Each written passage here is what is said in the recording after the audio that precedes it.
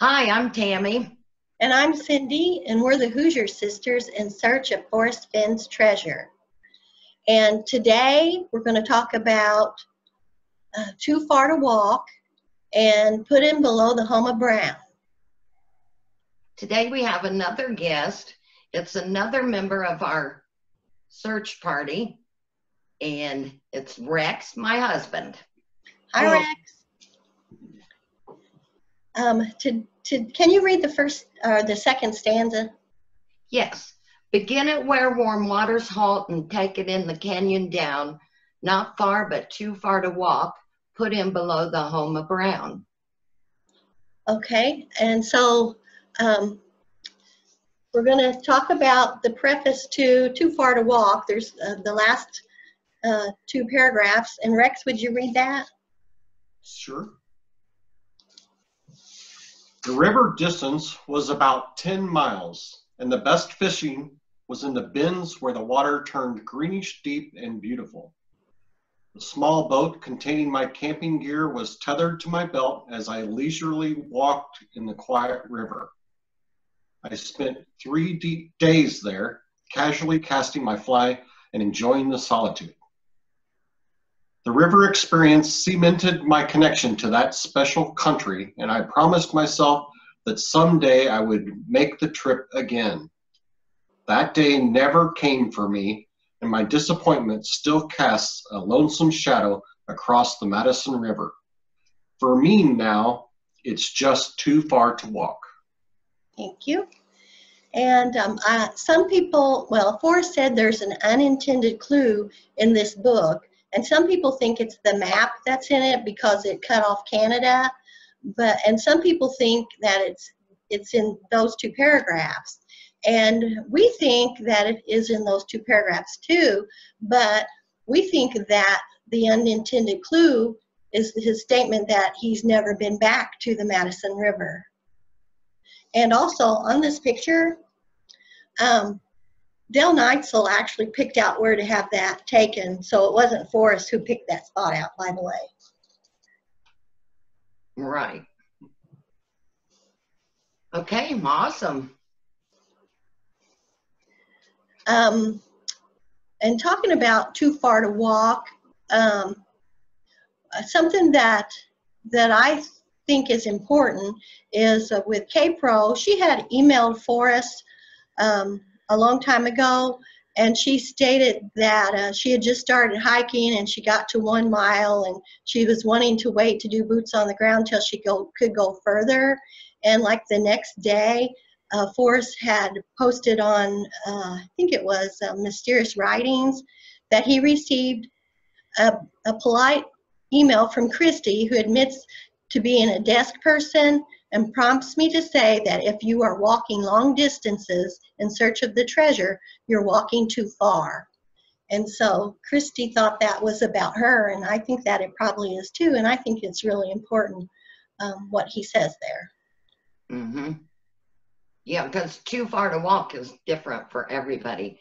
Now, I know that he also talked about those 60,000 chain links or something like that, and people put together some kind of, math problem about how far that actually was and everything.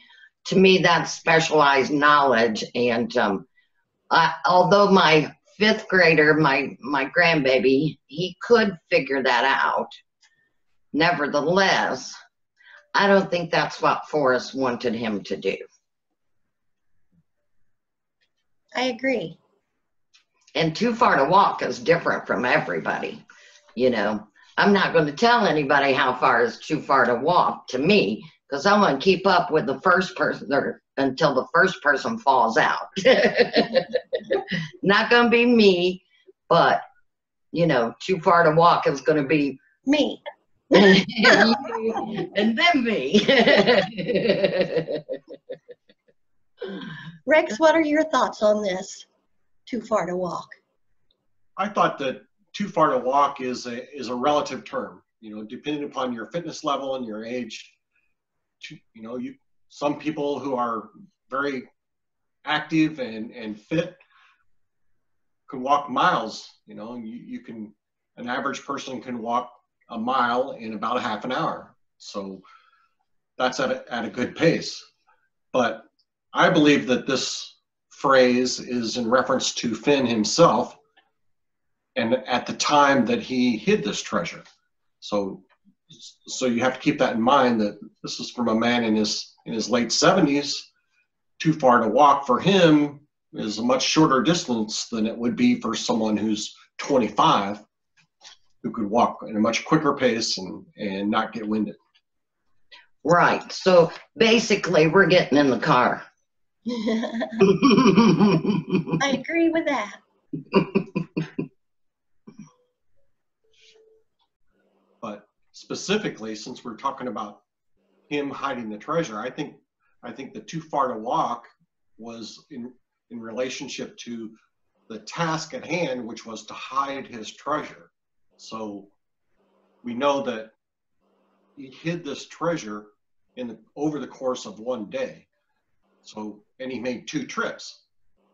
So he couldn't have walked too far, or it would have taken too much time. Right. Right. It was done in one afternoon. Right. Right. Right. So he made this trip 2 times in one afternoon and was home in time for supper. So the too far to walk means that it couldn't have been a period of more than an hour each one way, because that would have been 4 hours to make 2 trips. And no, I cannot prove he was home in time for supper or that was ever said, but it has been something passed down in the last few years. So just to let y'all know that.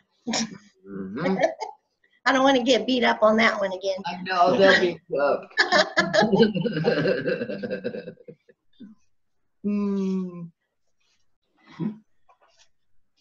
Here's I think this is a statement from Forrest, where it's kind of referring to, makes us think about how close things are. And he said, there are several people that have deciphered the first 2 clues. I don't think they knew because they walked right past the treasure chest. I'm not going to tell you who the people who they are, because one of them particularly would faint, and I know tear the countryside up trying to figure out where they had been. So in this one, he talks about they walked right past the treasure after deciphering the first 2 clues. Mm-hmm. Mm-hmm. And, I don't really know if too far to walk is actually a clue. Right. Yeah, I don't know if it's a clue or part of the first part of it. Take the candle down. In English, not far but too far to walk is ambiguous. That means unclear and inexact. So later on we'll do direct, clear directions. Mm-hmm. But yeah, that one there is just kind of pretty vague. Mm-hmm. Now, that Homer Brown, remember when he said, whoever he said it to, that if I told you where Homer Brown was, you'd walk right to the treasure? Yeah, that was in April 2nd, 2013, Julie London interview. And she said there's a reference to water, there's a reference to Brown's house. And Forrest says, and there's a reference to wood. And she said, who is Brown? And he replied, if I told you, you'd go right to the chest. But I think he kind of laughed when he said it. So, I don't know how serious to take it, but I mean, he did say it. Yeah. Yeah, so are we to believe that then the home of Brown is right by the blaze? Because we're going to look at the blaze and look down. We have to put that together. And if you can find the blaze, you can find the chest. So yep. I think that it is all close together. I think once you know warm water's hold, And the second clue, which is a canyon down, too far to walk, or Homer Brown, I don't know. But once you get the first two clues, then I think that it does all fall into place if you're paying attention. If you're thinking in a close distance, maybe, then it might be easier.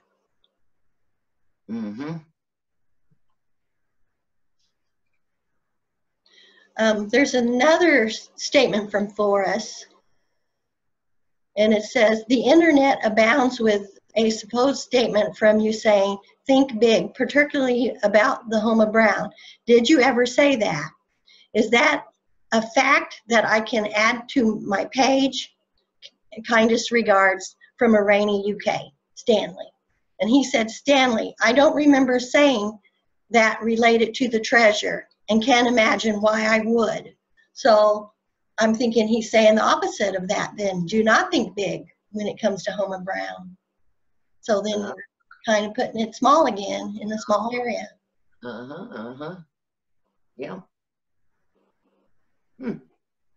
So we better get back in the box. Back in the box and keep it close.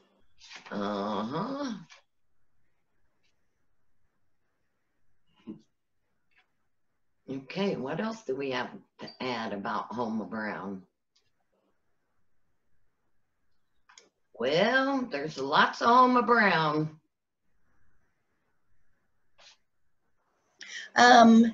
In Cynthia Meacham's book, she tells about a quote from Forrest, and it says, when I discussed the CCC cabin as being the Homer Brown, he immediately said, don't you remember I said it can't be associated with any structure.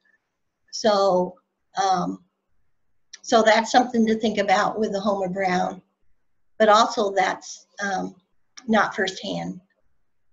Is right. It? Okay. And also, where did it come from where he said Homer Brown is an actual place? I don't know. I'll need to look that one up. Right. Because if he said that about a structure and then said it's an actual place, then yeah, that's kind of helpful. Yeah. Yeah, that would be kind of helpful. So we'll have to see if we can find that. And I do have a list of all the Homer Browns I could find, so we'll put that up. Oh gosh, we knew you would.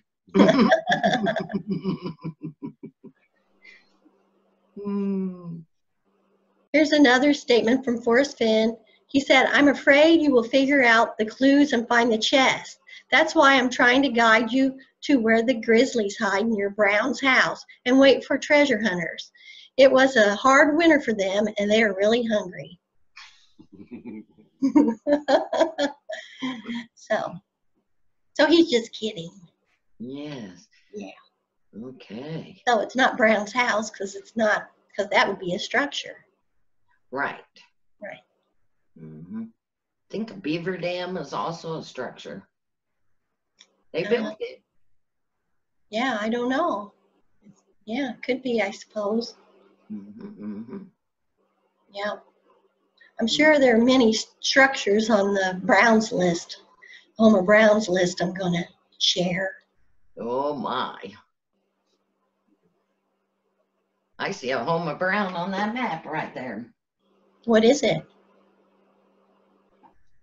Big old brown mountains way over there. See him? You need a pointer. I do need a pointer.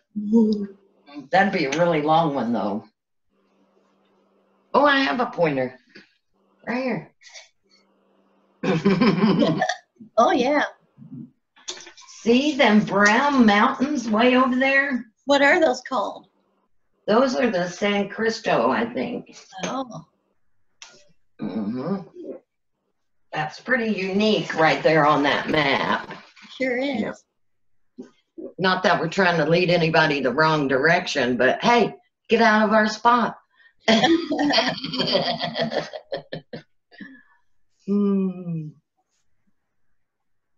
You know, we need to just tell everybody that we're just playing for the winter. We're just biding time and throwing things around. We got where we want to look when we go out to New Mexico this spring. But in the meantime, maybe we want a couple of different places to look. Yeah. So, you know, we just in case we're disappointed right off the bat. And I can only shop for so long. And then I am off in the woods. So Yeah, we're just having fun and keeping it light and yeah, welcoming conversation. we love the conversation in the comments. The thinking that's going on is awesome. Well, Okay. I think that's all we have. Thanks for watching and good luck with your search. And thanks, Rex, for being on the show.